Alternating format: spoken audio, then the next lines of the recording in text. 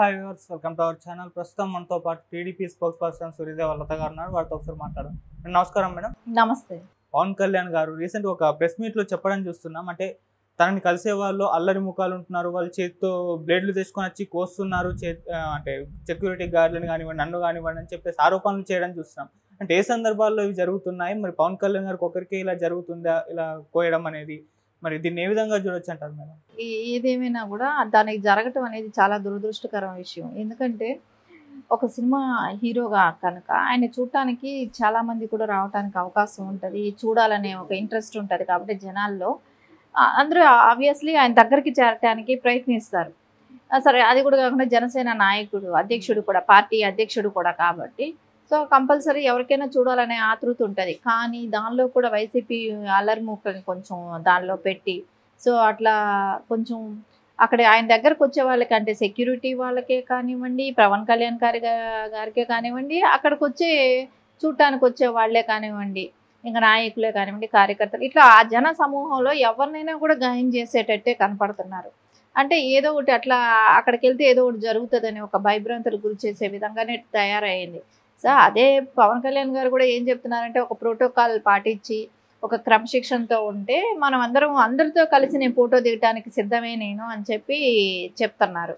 అది కరెక్ట్ పద్ధతి. ఎందుకంటే అందరూ ఈ అల్లరిమూకతో కలిసిపోయిన వాళ్ళు ఇప్పుడు నాయకులు కార్యకర్తల్లో కలిసిపోయి వాళ్ళు అలా డిస్టర్బెన్స్ క్రియేట్ చేస్తున్నారు అనేది అయితే అర్థమవుతుంది. ఒక హీరోని చూడాలని వస్తారు కదా విలేజెస్లో, ఇప్పుడు పాదయాత్ర చేస్తున్నారు, ఆయన పిఠాపురంలో పర్యటిస్తున్నారు ఇప్పుడు.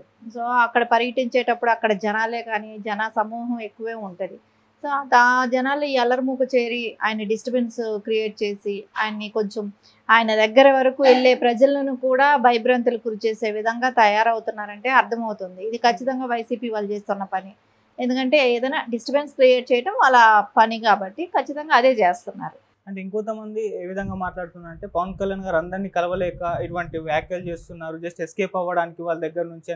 అలా ఎందుకు ఉంటుంది? ఎందుకంటే ఇప్పుడు ఆయన ఒక నియోజకవర్గంలో కంటెస్ట్ చేయబోతున్నారు. అలాంటప్పుడు అట్లాంటి ఆలోచన ఎందుకు ఉంటుంది? ఎంతమందిని కలిస్తే అంత వీలైనంత మందిని కలవటానికి వాళ్ళు ఎవరైనా ట్రై చేస్తారు. ఎందుకంటే ఎలక్షన్ బిఫోరు ఎంతమందిని కలిస్తే అన్ని ఓట్లు మనకు పడతాయి అనే ఒక అవకాశాలు ఉంటాయి కాబట్టి ఖచ్చితంగా వాళ్ళందరినీ కలవటానికే ప్రయత్నిస్తారు. ఏ నాయకుడైనా ఆ నియోజకవర్గాన్ని ఆయన కంటెస్ట్ చేస్తున్న నాయకుడిగా కూడా జనాల్ని కలవటానికే ఇంట్రెస్ట్ చూపిస్తాడు. ఇది ఓన్లీ అపోహ ఏంటంటే అపోజిషన్ పార్టీ వాళ్ళు ఏదో ఒక నింద క్రియేట్ చేసి ఆయన ఏదో ఒక రకంగా డ్యామేజ్ చేసి మిమ్మల్ని ఎవరిని అంటే ఆ నియోజకవర్గంలో అతను ఓడించాలనే ప్రయత్నం కూడా అనమాట. మిమ్మల్ని ఎవరిని కలవటానికి ఇష్టం లేక ఆయన కావాలనే అలాంటి నిందలేస్తున్నాడు, అందుకని మిమ్మల్ని ఎవరిని కలవటానికే ఇష్టపడిన వ్యక్తి రేపొద్దున మీ ప్రజలకు ఏం చేస్తాడు, మీకోసం ఏం పని చేస్తాడు, ఆయన రెగ్యులర్గా ఇక్కడికి వస్తాడా, ఇంక ఇట్లాంటివన్నీ కామన్, ఇవన్నీ చెప్తారు.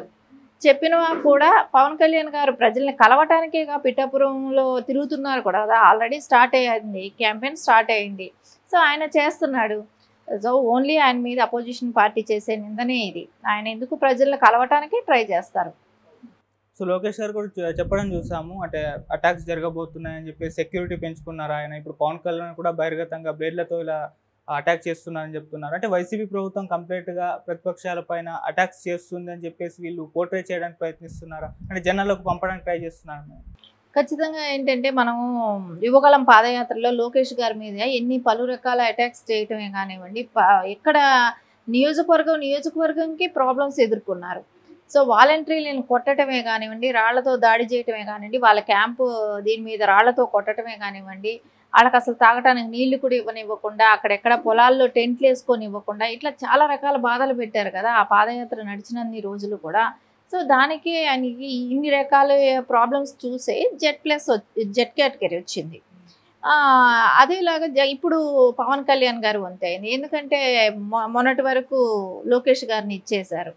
సో ఇప్పుడు పవన్ కళ్యాణ్ గారు అంటే ప్రజల్లో కంటే ఇది వరకు వారాహి యాత్ర అవన్నీ బస్ మీద నుంచి చేయటం, కింద దిగకుండా చేయటం, ఇట్లాంటివి కొన్ని ఉన్నాయి, రెస్ట్రిక్షన్స్ కొన్ని ఉన్నాయి. ఇప్పుడు అది కాదు, జనాల్లో తిరగాల్సిన పరిస్థితి వచ్చింది పవన్ కళ్యాణ్ గారికి.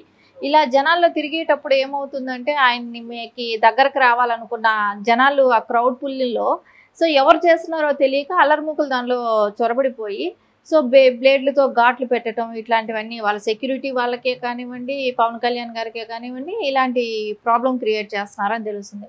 రేపు పొద్దున కామన్ ప్రజలు కూడా దానిలో ఉంటారు, వాళ్ళకు కూడా రేపు ఆ గాయాలు అవ్వచ్చు.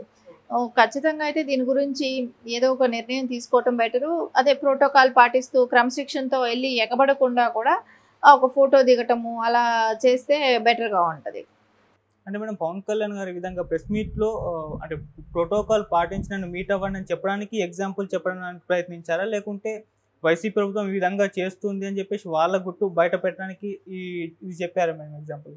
అదే వైసీపీ వాళ్ళు ఇలా చేస్తున్నారు, అల్లరి మూక ఇలా చేస్తుంది, సో మనమే జాగ్రత్తగా ఉండి మనం ప్రోటోకాల్ పాటించుకుంటూ మనం ఏది కావాలో మన పని మనం చేసుకెళ్దాం, అల్లరి మూకకి ఆ ఛాన్స్ ఇవ్వకుండా ఉందాం. సో మనం క్రమశిక్షణతో ఉందామనే కానివ్వండి, మీకు కావాల్సిన ఫోటో నేను ఇవ్వటానికి ప్రతి ఒక్కరికి ఇవ్వటానికి నేను సిద్ధమే అని చెప్పటమే కానివ్వండి. కొంచెం ఒక హీరో కాబట్టి కొంచెం జనాల్లో క్రేజ్ ఉంటుంది, దగ్గర వరకు వెళ్ళాలి అని. ఇంక మరి ఆ నియోజకవర్గాన్ని కంటెస్ట్ చేస్తున్నారు కాబట్టి ప్రతి ఒక్కళ్ళకి కూడా ఆశ ఉంటుంది, పవన్ కళ్యాణ్ గారి దగ్గరికి వెళ్ళాలి, ఆయనతో ఫోటో దిగాలనేదే కానీ వాళ్ళకందరికీ ఒక ఆశ ఉంటుంది. సో కంపల్సరీ అది తీర్చాలనే ఆశ కూడా పవన్ కళ్యాణ్ గారికి ఉంటుంది. ఎందుకంటే మన కోసం వచ్చారు, మన నియోజకవర్గం, నా నియోజకవర్గం ప్రజలు వాళ్ళు, నాకు రేపు పొద్దున ఓటేయాల్సిన వాళ్ళు అనేది ఆయనకి ఖచ్చితంగా ఉంటుంది. కాబట్టి వాళ్ళకి కూడా ఆయన ఫోటో ఇవ్వటమే, వాళ్ళని దగ్గరగా కలవటం ఇవన్నీ ఆయనకి ఇష్టం ఉంటుంది.